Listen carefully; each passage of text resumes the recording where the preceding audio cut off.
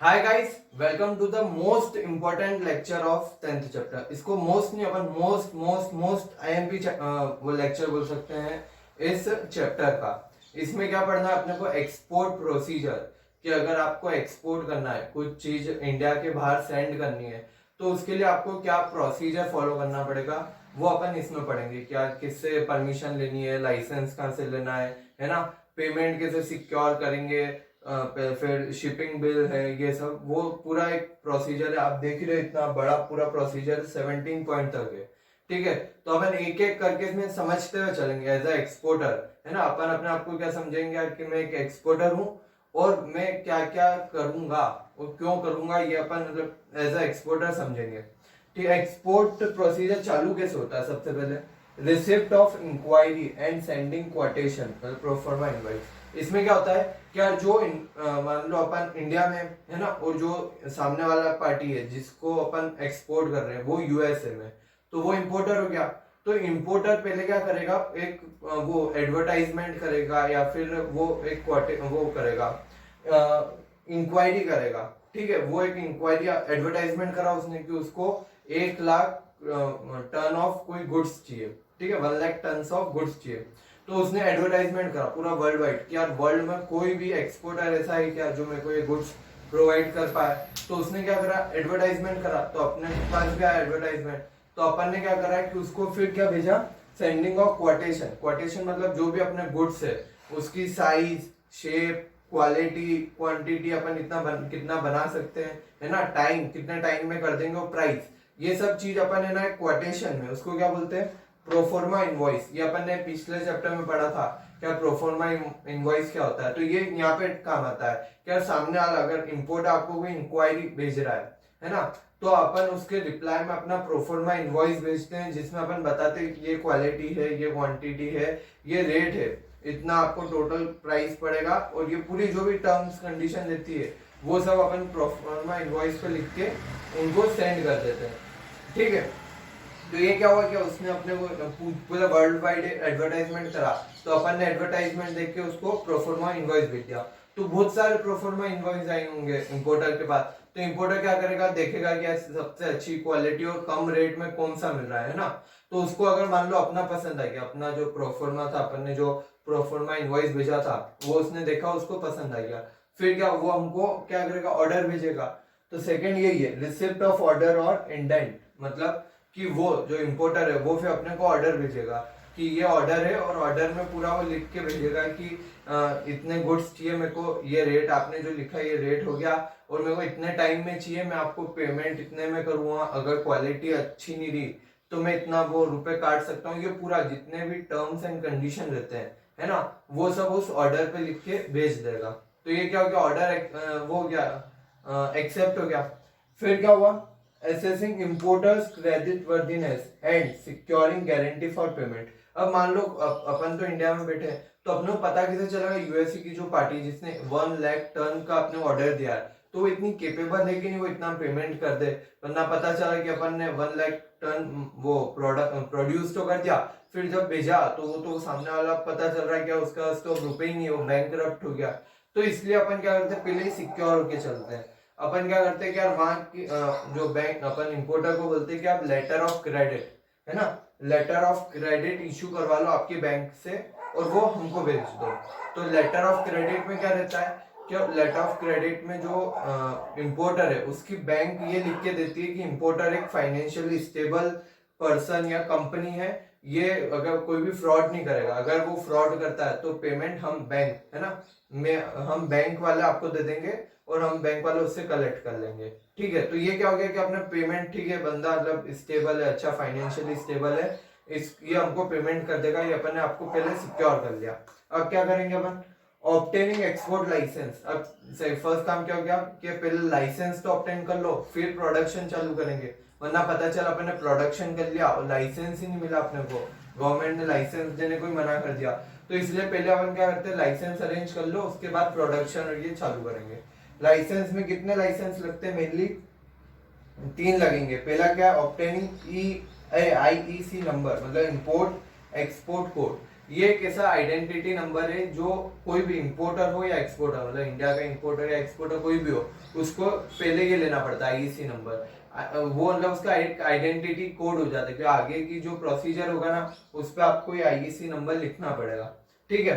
Second क्या है, obtaining RCMC मतलब रजिस्ट्रेशन कम मेंबरशिप सर्टिफिकेट।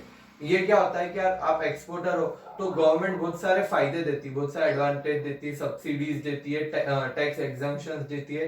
तो अगर वो जो भी फायदे है जो गवर्नमेंट दे रही है आपको, अगर आपको वो फायदे वो करने हैं चाहिए, आपको मतलब फायदे अवेल करने हैं, तो उसके लिए आपको हर जगह आरसीएमसी लगेगा, है ना। आरसीएमसी क्या बताता है, क्या ये एक्सपोर्टर है और ये जो गुड्स एक्सपोर्ट कर रहा है ये मतलब लीगल है ना, कोई अलग ऐसे इलीगल गुड्स नहीं कर रहा है, और इसको सारे जो टैक्स एग्जम्पशन से जो भी एडवांटेज जो एक्सपोर्टर को मिलने चाहिए वो इसको मिले जिसके पास आरसीएमसी है।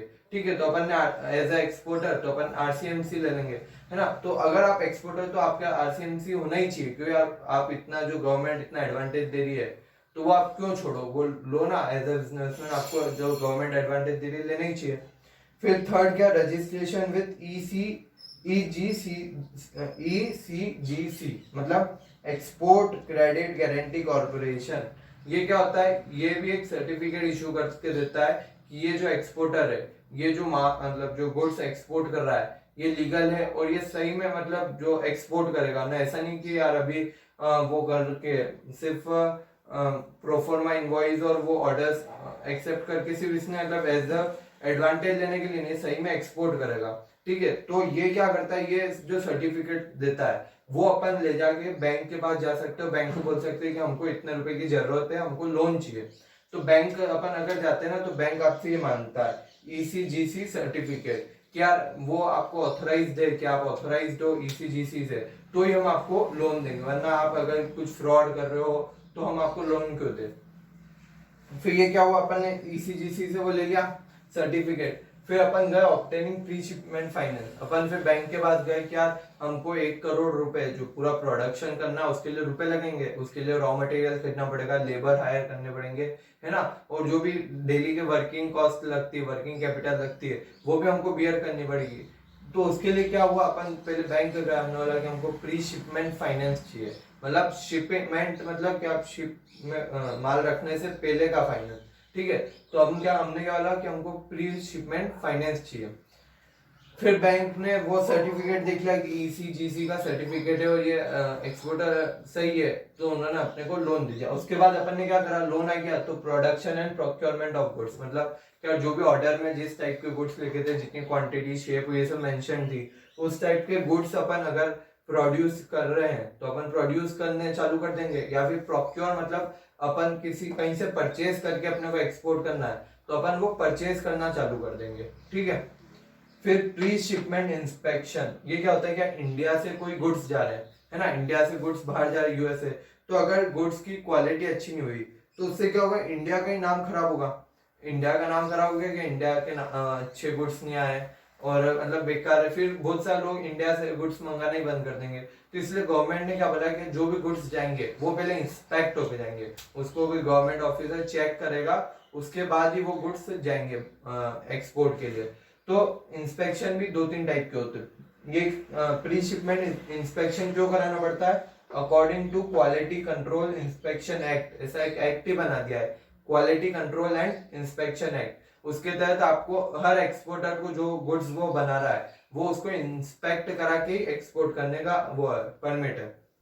फर्स्ट टाइप क्या है, consignment wise inspection. Consignment wise inspection मतलब क्या, आपके जो भी गुड्स थे आपने पूरे प्रोड्यूस कर लिए, है ना, और प्रोड्यूस करके आपने पूरा कंप्लीट है वहां रखे हुए, फिर आपने उसको इंस्पेक्टर को बोला कि सर आप आइए और हमारे गुड्स जो एक बार चेक कर लीजिए, है ना, गुड्स रेडी है, एक बार चेक कर लीजिए कि सही है कि नहीं। तो ये क्या हो गया, कंसाइनमेंट माइंड, मतलब कि आपने पूरा प्रोड्यूस कर लिया है और फिर आप बुला रहे हो इंस्पेक्टर को फॉर द चेक।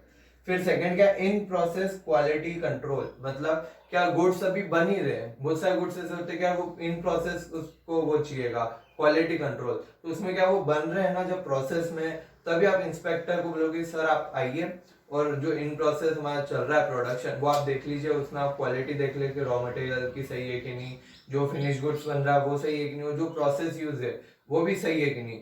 तो ये क्या होता है, इन प्रोसेस क्वालिटी कंट्रोल। अब थर्ड क्या है, सेल्फ सर्टिफिकेशन। मतलब क्या, ऐसी बहुत सारी कंपनीज है जिनके लिए उनके जो नाम है, उनकी कंपनी का जो ब्रांड का नेम है, ब्रांड नेम है, उनकी रेप्यूटेशन है, वो क्वालिटी इंस्पेक्शन से बहुत ऊंची है। मतलब मान लो अपन रिलायंस है, टाटा है, इनकी जो ब्रांड नेम है ना, वो बहुत हाई है।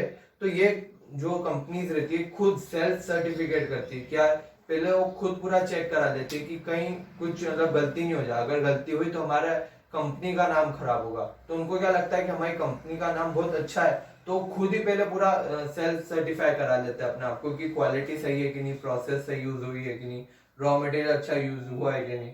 ठीक है। अब एट्थ क्या, एक्साइज क्लियरेंस। अब आपने ये इंस्पेक्ट भी कर लिया, आपको सर्टिफिकेट मिल गया कि हाँ ठीक है, गुड्स जो है वो अच्छी क्वालिटी के है। ठीक है। उसके बाद क्या होगा, एक्साइज क्लियरेंस। अब आपको एक्साइज डिपार्टमेंट के पास जाना पड़ेगा और वहां से जो क्लियरेंस लेना पड़ेगा। तो इसमें क्या है, अगर आप एक्सपोर्टर है तो एक्सेस आप अगर एक्साइज कमिश्नर के पास जाओगे along with copy of RCMC. RCMC में अपन ने यहाँ पढ़ा था, मैंने बोला था कुछ भी आपको अगर एग्जामिशन चाहिए तो आपको आरसीएमसी चाहिएगा। और इनवॉइस, आपका जो बिल है वो, और आरसीएमसी और जो भी डॉक्यूमेंट्स उनको चाहिए वो लेके आप वहां जाओगे और उनको बोलोगे कि सर मैं एक्सपोर्टर हूँ, मेरे को एक्सपोर्ट करना है। तो उस केस में गवर्नमेंट ने क्या कर रखा है, जो एक्सपोर्ट है वो एक्साइज फ्री है। मतलब उस केस में आपको एक्साइज पे नहीं करना पड़ेगा। तो वो आपको क्लियरेंस दे देंगे, ये आपने आरसीएमसी को इनवॉइस दिया उनको दो। और अगर आपने पहले से ही कभी एक्साइज ड्यूटी भर रखी है ना, आपने भर रखी है, तो आपको रिफंड भी कर देंगे। मान लो आपने 10 लाख रुपए एक्साइज ड्यूटी के नाम पे भर रखे हैं, तो वो लोग एक्साइज डिपार्टमेंट आपको फिर से रिफंड कर देगा। क्यों? क्योंकि आप एक्सपोर्टर हो, आप कंट्री को के डेवलपमेंट में कंट्रीब्यूट कर रहे हो। तो वो क्या, प्रमोट करने के लिए एक्साइज ड्यूटी उनको रिफंड कर देता है अगर आपने भर रखी है। और नहीं भर रखी तो ठीक है, जान दो। फिर 9 क्या, obtaining certificate of origin. Certificate of origin क्यों लगता है, क्योंकि जो इंपोर्टर है उसकी कंट्री अगर वो बोलती है कि यार आपको सर्टिफिकेट ऑफ ओरिजिन मंगवाना पड़ेगा, या फिर उसकी कंट्री बोलती है कि अगर आपने इंडिया से मंगाई कुछ गुड्स तो हम आपको 5% डिस्काउंट देंगे या 10% डिस्काउंट देंगे। तो ऐसे केस में क्या होता है कि इंपोर्टर एक्सपोर्टर को बोलेगा कि आप जो वो गुड्स बना के भेज रहे हो उसके साथ एक सर्टिफिकेट ऑफ ओरिजिन बना के भेजना। उस पर क्या लिखा हुआ रहेगा कि ये जो गुड्स है वो इंडिया में मैन्युफैक्चर हुए, और बस ये इंडिया में मैन्युफैक्चर हो, ये लिखा हुआ रहता है उसमें। तो अपन क्या, जब वो रहेगा सर्टिफिकेट ऑफ ओरिजिन, वो इंपोर्टर को देंगे, तो इंपोर्टर फिर उससे जो भी उसको डिस्काउंट उसकी गवर्नमेंट दे रही है वो अवेल कर पाएगा। ठीक है। 10th क्या, रिजर्वेशन ऑफ शिपिंग स्पेस। अब आपका गुड्स भी तैयार है, ये इन्होंने परमिशन भी दे दी इंस्पेक्टर ने, क्वालिटी भी अच्छी है, फिर एक्साइज क्लियरेंस भी हो गया है, फिर आपने वो सर्टिफिकेट ऑफ ओरिजिन जो डिमांड कर रहा था इंपोर्टर उसको दे दिया। अब क्या होता है, आपको अब शिपिंग स्पेस, आपको अब शिप में कोई स्पेस बुक करनी पड़ेगी। जैसे आप ट्रेन में भी जाते हो तो आपको पहले ट्रेन का टिकट बुक करना पड़ता है, तो इसमें भी क्या आपको पहले शिपिंग स्पेस बुक करनी पड़ेगी कि हमको इतनी शिपिंग स्पेस चाहिए, इतने वेसल्स हमको चाहिए, वो बड़े बड़े वेसल्स रहते हैं ना, इतने वेसल्स हमको चाहिए, ये सब हम पहले ही बुक कर लेंगे। फिर क्या होगा, फिर पैकिंग एंड फॉरवर्डिंग। फिर अपन सब चीज, मतलब मान लो अगर गुड्स बहुत सारे तो उनको पैक करेंगे अच्छा प्रॉपर बॉक्स में, क्या इतनी दूर तक जाना है इनको, है ना, इंडिया से यूएसए जाना है, तो रास्ते में कुछ मतलब टूट नहीं जाए या कुछ हो नहीं जाए, वो डिपेंड करता है आपके गुड्स कैसे। अगर आपके गुड्स ऐसे अनब्रेकेबल है तो ठीक है आप भर दो, और अगर ऐसे गुड्स से जो ब्रेक हो जाएंगे, अगर कुछ भी टकराते हैं टूट जाएंगे, तो उनकी पैकिंग आपको अच्छे से करनी पड़ेगी। ठीक है। पैकिंग करके उसको फिर वेसल्स के में रखने लायक ऐसे बना दो। फिर क्या है, insurance of goods. Insurance, marine insurance जो अपन ने पढ़ा था, वो आपको कराना कंपलसरी होता है एक्सपोर्ट इंपोर्ट दोनों के केस में। क्यों? क्योंकि यार जो शिप जा रही है उसमें रिस्क बहुत है कि अगर शिप डूब गई या उसमें पानी भरा गया, कुछ भी हो गया, तो गुड्स पूरे खराब हो जाएंगे। तो उस केस में क्या है, एक्सपोर्ट इंपोर्टर मतलब इंश्योरेंस करा के ही मंगाता है। अगर इंश्योरेंस नहीं हुआ तो आपको लाख मतलब करोड़ों और अरबों का माल एक बार में आपका लॉस हो जाएगा। तो इसलिए वो ट्राई करते कि ठीक है 10-20 हजार रुपए इंश्योरेंस को देके हम 1 करोड़ या 1 अरब की रिस्क से बच सकते हैं। ठीक है। 13 का कस्टम क्लियरेंस। आपने एक्साइज क्लियरेंस तो करा लिया, अब कस्टम में एक्साइज ना लगता है जब आप अपनी फैक्ट्री से बाहर निकलते हो, तब एक्साइज तभी लग जाता है। एक्साइज ड्यूटी अपन ने उसमें मैंने बताया था क्या, एक्साइज ड्यूटी भी लगती थी पहले, है ना। अब तो ऐसे एक्साइज बंद हो गया, तो क्लियरेंस तो लेना ही पड़ेगा आपको, और उसके बाद जीएसटी लगता है उसके ऊपर। अब क्या हुआ, एक्साइज तो अपन ने जब अपन उससे फैक्ट्री से निकले तब आपने पे करा या फिर आपने उससे का क्लियरेंस ले लिया। अब कस्टम क्लियरेंस क्या होता है, जब आप पोर्ट पे जाओगे, है ना, जो शिपिंग पोर्ट है उस पे जाओगे तो वहां पे क्या होगा कि वहां पे आपको एंट्री लेने से पहले वो कस्टम क्लियरेंस कराना पड़ेगा। क्या कस्टम वालों से परमिशन लेनी पड़ेगी कि हम हमारे गुड्स यहाँ रख दे क्या अभी। तो export prepare shipping bill, export क्या करेगा, शिपिंग बिल बनाएगा, क्या ये बिल है वो शिप करना है, जो भी पूरा क्वांटिटी क्वालिटी क्या गुड्स है ये सब चीजें उसमें बिल में लिख देगा। एंड फिर क्या ये जो शिपिंग बिल है वो बना के कस्टम डिपार्टमेंट में आ जाएगा और उनको सबमिट कर देगा कि ये लो शिपिंग बिल, ये मेरा जो इनवॉइस है, ये ऑर्डर, ये लाइसेंस वाइसेंस जो भी सब उनको शो कर देगा और जो भी डॉक्यूमेंट्स चाहिए उनको वो दे देगा। तो फिर क्या है, जो ये है कस्टम डिपार्टमेंट है वो क्या इशू करेगा, कार्टिंग ऑर्डर, वो इशू करेगा कार्टिंग ऑर्डर। ये क्या होता है, is given to exporter which permit the entry of cargo inside the dock. ये क्या है, वो कार्टिंग ऑर्डर देगा, फिर एक्सपोर्टर को क्या परमिशन मिल जाएगी कि जो उसके वो है ट्रक में भरे हुए गुड्स है वो अंदर डॉक के अंदर, डॉक मतलब जो शिपिंग वहाँ बड़ा एरिया रहता है ना जहाँ पे वेसल्स पड़े हुए थे, वो उस एरिया में वो अपना ट्रक सब ला सकता है। वरना उसको गेट पे ही रोक लेते हैं, अगर उसका ये कार्टिंग ऑर्डर नहीं होता ना उसको गेट पे रोक लेते कि आप अंदर नहीं जा सकते, कार्टिंग ऑर्डर दिखाओ। तो फिर वो कार्टिंग ऑर्डर लाता है, फिर दिखाता है ये कार्टिंग ऑर्डर है, फिर उसके जो ट्रक है उनको अंदर अंदर कि ठीक है अब ये माल जो है अंदर अंदर कस्टम डिपार्टमेंट उसके एरिया में। फिर ये तो गया, फिर ओपनिंग मेड स्लिप से फिर क्या हुआ, जो अंदर आ गया फिर अपन ने उसको वेसल्स में पैक करा के शिप के ऊपर रख दिया, है ना, शिप में ही रेडी थी, शिप के ऊपर रख दिया। तो जब अपन ने शिप में वो प्लेस करा अपना गुड्स वहां प्लेस करे वेसल, तो क्या हुआ, जो कैप्टन रहता है शिप का, जो कैप्टन रहता है ना जो ऑपरेट करता है, वो आपको एक मैट रिसिप्ट देता है कि ये गुड्स जो थे इस वेसल में, ये वेसल नंबर है, इसके अंदर हमने रखे हैं, इतना वेट है इसका, है ना, और वो पूरा चेक कर लेता है, हमने लॉग भी कर लिया पूरा, ये सब लिख देता है उस मैट रिसिप्ट पे। फिर वो मैट रिसिप्ट किसको दे देता है, एक्सपोर्टर। एक्सपोर्टर को मैट रिसिप्ट दे दी, एक्सपोर्टर क्या करता है, मैट रिसिप्ट लेता है और फिर मैट रिसिप्ट मिल गई, फिर क्या, payment of freight and insurance of bill of lading. फिर क्या होता है कि यार उसको मैट रिसिप्ट मिल गई, फिर वो जाता है डिपार्टमेंट के पास, उनको बोलता है कि मैट रिसिप्ट है, फिर डिपार्टमेंट उसको बिल ऑफ लेडिंग देती है। बिल ऑफ लेडिंग मतलब कि ये गुड्स अब हमारी कस्टडी में है, अब रिस्क जो है वो मतलब अब हमारे पास है, ठीक है, आपने ये शिप पे चढ़ा दिए, उसका आपको मैट रिसिप्ट मिल गया, फिर मैट रिसिप्ट आप गए डिपार्टमेंट के पास, तो डिपार्टमेंट बिल ऑफ लेडिंग, है ना, कि अब गुड्स अब हमारे पास है, अब हमने हमारी शिप पे डाल दिया, उसका प्रूफ है, ठीक है, ये मिल गया आपको। फिर आप फ्रेट का जो शिप के वो है फ्रेट है ना, जो शिप के आने जाने का खर्चा है वो आपको पे करना पड़ेगा, फ्रेट अमाउंट। फिर क्या होगा, प्रिपरेशन ऑफ इनवॉइस, आपने वो पे कर दिया, आपको बिल ऑफ लेडिंग मिल गया। तो बिल ऑफ लेडिंग 3 कॉपी मिलती है, एक तो एक्सपोर्टर के लिए, एक शिपिंग जो कंपनी है शिपिंग एजेंसी है उसके लिए, और थर्ड होती है ना वो इम्पोर्टर के लिए। तो यहाँ क्या आपने बिल ऑफ लेडिंग आपको मिल गया, और वहां पे शिप गई, वहां पे इंपोर्टर को उसका बिल ऑफ लेडिंग दिखाना पड़ेगा, उसके पास जो bill of lading upon send करेंगे वो वहां पे अगर बिल ऑफ लेडिंग दिखाएगा ना तो ही उसको वो गुड्स मिलेंगे। तो ये क्या है कि यार एक तो वो भी हो गया कि सिक्योरिटी हो गई कि और कोई नहीं ले जाए वहां पे आके, तो अगर जिसके पास वो बिल ऑफ लेडिंग होगा वहां पे वो गुड्स ले जा सकता है, मतलब इंपोर्टर को अपन दे देंगे बिल ऑफ लेडिंग तो वो वहां पे जाके वो ले जा सकता है। फिर प्रिपरेशन ऑफ इनवॉइस, फिर अपन इनवॉइस बनाएंगे कि इतने का बिल था, मतलब इतने गुड्स थे, वो पूरा इनवॉइस जो बनाते हैं बिल बनाते हैं अब बनाएंगे। फिर सिक्योरिंग पेमेंट, अपन ने बिल और ये सब वहां भेज दिया उसको। फिर क्या है, 2 टाइप से अपन पेमेंट को सिक्योर कर सकते हैं। फर्स्ट क्या है, डॉक्यूमेंट अगेंस्ट साइट ड्राफ्ट, मतलब कि अगर इंपोर्टर वहां पे आपको पहले पेमेंट करे तो ही उसको आप गुड्स ले जाने देना, है ना, कि अपन बोलेंगे कि यार अब गुड्स मार पहुंच गई यूएसए, तो अपन क्या बोल के भेजेंगे कि यार अगर इंपोर्टर आपको इतना पेमेंट करे, है ना, तो ही आप मतलब $1 करोड़ का आपको पेमेंट करता है इंपोर्टर, तो ही आप उसको ये गुड्स है तो ही देना ना मत देना। तो ये क्या हो गया कि डॉक्यूमेंट अगेंस्ट साइट, मतलब कि अगर वो आपको पेमेंट करता है तो ही आप उसको बिल ऑफ लेडिंग रहती है ना, क्या बिल ऑफ लेडिंग दी तो ही वो गुड्स ले सकता है। तो अपन क्या बोलेंगे कि अगर वो पेमेंट करता है तो ही आप उसको बिल ऑफ लेडिंग देना। और अगर एक और क्या हो सकता है, क्या डॉक्यूमेंट अगेंस्ट एक्सेप्टेंस, मतलब कि अगर वो एक्सेप्ट बिल ऑफ एक्सचेंज आपने पढ़ रखा होगा अकाउंट्स में, है ना, तो बिल ऑफ एक्सचेंज, अगर वो बिल ऑफ एक्सचेंज एक्सेप्ट करता है तो आपको उसको बिल ऑफ लेडिंग दे देना। तो ये क्या हुआ कि यार ठीक है, आप अगर वो एक्सेप्ट कर लेता है पेमेंट देना तो आप उसको बिल ऑफ लेडिंग दे देना। और फर्स्ट वाले में क्या है कि अगर वो हाथों हाथ पेमेंट करता है तो ये आप उसको बिल ऑफ लेडिंग देना। तो ये क्या था, पूरा प्रोसीजर था एक्सपोर्ट का। एक बार रिवाइज मान लेते हैं अपन, बहुत बड़ा था, बहुत कॉम्प्लेक्स है।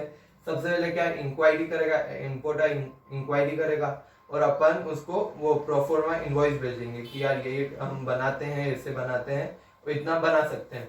फिर सेकंड क्या, वो हमको उसको अच्छा लगा अपना जो प्रोफॉर्मा इनवॉइस था, फिर उसने अपने को क्या करा कि ऑर्डर दे दिया कि ये ऑर्डर है, आप इतना इतना बना के देना। थर्ड क्या, फिर अपन ने चेक करा क्या इंपोर्टर इतना केपेबल है कि नहीं कि हमको पेमेंट कर पाएगा, इतनी बड़ी बड़ी बातें करते और ऑर्डर तो दे दिया इतना बड़ा, पर पेमेंट कर पाएगा कि नहीं। उसके लिए हमने क्या बोला उसको कि तुम लेटर ऑफ क्रेडिट ला के दो, आप तुम्हारी बैंक से हमको लेटर ऑफ क्रेडिट ला के दो जो भाई बताएगा कि यार तुम फाइनेंशियली स्टेबल हो। उसने लेटर ऑफ क्रेडिट दे दिया। फिर अपन गए वो डिपार्टमेंट के पास, वहां से अपने को कितने 3 लाइसेंस लेने। फर्स्ट क्या था, इंपोर्ट एक्सपोर्ट कोड, है ना, जो हर इंपोर्टर एक्सपोर्टर को लेना पड़ेगा। सेकंड क्या, आरसीएमसी मतलब रजिस्ट्रेशन कम मेंबरशिप सर्टिफिकेट। वो क्यों लेते हैं अपन कि अपने को जो भी टैक्स बेनिफिट है, एग्जाम्पशन है, जो भी गवर्नमेंट फायदे दे रही है वो अगर अपने को चाहिए तो अपने को आरसीएमसी लेना पड़ेगा। फिर लास्ट में अपन कौन सा ले रहे थे, ईसीजीसी मतलब एक्सपोर्ट क्रेडिट गारंटी कॉर्पोरेशन का सर्टिफिकेट ले रहे थे। वो बताता है कि यार इस जो एक्सपोर्टर है अगर उसको क्रेडिट की कोई जरूरत होती है तो हम सर्टिफिकेट देते हैं, जो आप अगर बैंक के पास जाओगे तो बैंक इसके थ्रू आपको लोन दे देगा। ये अपन ने लाइसेंस ले लिया। फिर अपन गए थे बैंक के पास काई के लिए, प्री शिपमेंट फाइनेंस, कि यार हमको फाइनेंस कर दो, हमको रुपए की जरूरत है, प्रोडक्शन करना है, रॉ मटेरियल खरीदना है, उसके लिए हमको क्या चाहिए, वो रुपए चाहिए। ठीक है, अब रुपए भी मिल गया बैंक से। फिर क्या करा अपन ने, प्रोडक्शन चालू कर दिया, प्रोडक्शन और प्रोक्योरमेंट। फिर प्रोडक्शन हो गया, प्रोक्योरमेंट हो गया, फिर अपन क्या करेंगे, इंस्पेक्शन। इंस्पेक्शन मतलब चेक कराएंगे कि क्वालिटी सही है कि नहीं। तो उसके लिए 3 टाइप के इंस्पेक्शन थे। एक तो क्या था, कंसाइनमेंट वाइज इंस्पेक्शन, मतलब गुड्स सारे बन गए हैं उसके बाद अपन चेक करा रहे हैं। सेकेंड क्या, इन प्रोसेस इंस्पेक्शन, मतलब जब गुड्स बन रहे हैं तभी आपने उसको इंस्पेक्शन करा लिया। लास्ट क्या, सेल्फ सर्टिफिकेशन, मतलब जो कंपनी उनको लगता है कि उनकी रेप्यूटेशन बहुत ज्यादा है ना, क्या उनके अगर गुड्स अगर खराब निकले तो उनकी कंपनी की रेप्यूटेशन जो इमेज है वो खराब होगी, तो वो खुद ही अपने आप को पहले सेल्फ सर्टिफाई कर लेते हैं। अब 8th क्या, एक्साइज क्लियरेंस, जो एक्सपोर्टर है उसको एक्साइज पे नहीं करनी पड़ती है ना, तो वो विदाउट एक्साइज पे करे जा सकता है, पर उसको क्लियरेंस तो लेना पड़ेगा। और अगर उसने पहले से ही पे कर दिया, पहले ही एक्साइज ड्यूटी पे कर दी तो उसको रिफंड भी मिल जाता है। Obtain certificate of origin, importer आपको बोलता है कि यार ये सर्टिफिकेट ऑफ ओरिजिन दे दो, तो हम उसको सर्टिफिकेट ऑफ ओरिजिन क्रिएट करके दे देते हैं। रिजर्वेशन और शिपिंग स्पेस बुक करेंगे। फिर अपन पैकिंग एंड फॉरवर्डिंग, पूरा जो पैकिंग है उस वेसल्स में रखने के लायक उस गुड्स को पैक कर देंगे। फिर क्या था, इंश्योरेंस, कि अब इतनी दूर जा रहा है, इंडिया से यूएसए जा रहा है माल, तो बीच में कुछ हो गया तो क्या होगा, तो रिस्क बहुत ज्यादा है, तो उसके लिए अपन क्या, इंश्योरेंस, मरीन इंश्योरेंस करा देते हैं। कस्टम क्लियरेंस, फिर आपको कस्टम क्लियरेंस कराना पड़ेगा। उसमें क्या रहेगा, आप पहले शिपिंग बिल बनाओगे, वो आप और जो शिपिंग बिल बना के और जो भी दूसरे डॉक्यूमेंट्स है वो लेके आप वहां जाओगे कस्टम डिपार्टमेंट, वो आपको क्या देंगे, कार्टिंग ऑर्डर। उसमें क्या होगा, क्या उससे आप जो अपने कार्गो है, मतलब अपने जो ट्रक वर्क जिसमें भी आप सामान भर के लाए, वो आप अब डॉक में, मतलब जहाँ पे शिप खड़ी हुई रहती है वहां ले जा सकते हो। ठीक है, ऑब्टेन मैट्स रिसिप्ट, अब आपने जब सामान पूरा शिप में चढ़ाया, वेसल में भर के शिप में चढ़ा दिया माल, है ना, तो आपको क्या है, जो कैप्टन है वो आपको मैट रिसिप्ट देगा कि यार ये वेसल में आपके सामान है, इसके ये वेसल नंबर है इतनी, उसके वेट इतना था, ये सब मैट रिसिप्ट में लिखा हुआ। फिर आप मैट रिसिप्ट लेके दौड़ दौड़ कहाँ जाओगे, डिपार्टमेंट जाओगे, वहां पे आप उनको क्या बोलोगे, यार मेरे को पहले आप वहां गए तो वो क्या बोलेंगे कि पहले फ्रेट का अमाउंट, जो शिप के चार्जेस है यहाँ से वहां जाने के, पहले आप वो पे कर दो। हमने वो पे कर दिए। फिर क्या उन्होंने इशू करा, बिल ऑफ लेडिंग, वो 3 कॉपी करी, एक हमारे लिए, एक शिपिंग बिल कंपनी के लिए, एक इम्पोर्टर के लिए। वो क्या रहता है, क्या हमारे यहाँ से गुड्स निकल गए हैं, इस एक्सपोर्टर ने ये गुड्स यहाँ से भेज दिए, उसका प्रूफ होता है क्या इस एक्सपोर्टर ने गुड्स भेज दिए। फिर बिल ऑफ लेडिंग अपने को मिल गया, फिर अपन ने उसके साथ इनवॉइस बना दिया, इनवॉइस बना के इंपोर्टर को वहां भेज दिया। तो अपन ने जब भेजा वो, तो उसके दो कंडीशन होते हैं, आप पेमेंट भी सिक्योर कर सकते हो। आपने क्या बोला, क्या ये जो बिल ऑफ लेडिंग है ये इंपोर्टर को तभी देना जब वो पेमेंट करे, और सेकंड क्या है, क्या इंपोर्टर को दे देना कि अगर वो प्रॉमिस भी करता है, मतलब बिल्स ऑफ एक्सचेंज एक्सेप्ट कर लेता है, तो भी आप उसको वो दे देना बिल ऑफ लेडिंग। तो अगर उसको इंपोर्टर को बिल ऑफ लेडिंग मिल जाएगा तो उसके बाद वो वहां से इंपोर्ट के जो गुड्स है वो क्लेम कर पाएगा। ठीक है, तो ये पूरा प्रोसीजर था। अपन ने मतलब सिर्फ समझ, अगर आपने समझ भी लिया ना, तो आप 17 में से मेरे हिसाब से 15 या 14 पॉइंट्स अपना आप खुद जनरेट कर सकते हो। ठीक है, ये आज का अच्छा इंपॉर्टेंट टॉपिक था जो खत्म हुआ है। कल भी थोड़ा इंपॉर्टेंट इंपोर्ट प्रोसीजर वो पढ़ना है अपने को। ठीक है, थैंक यू।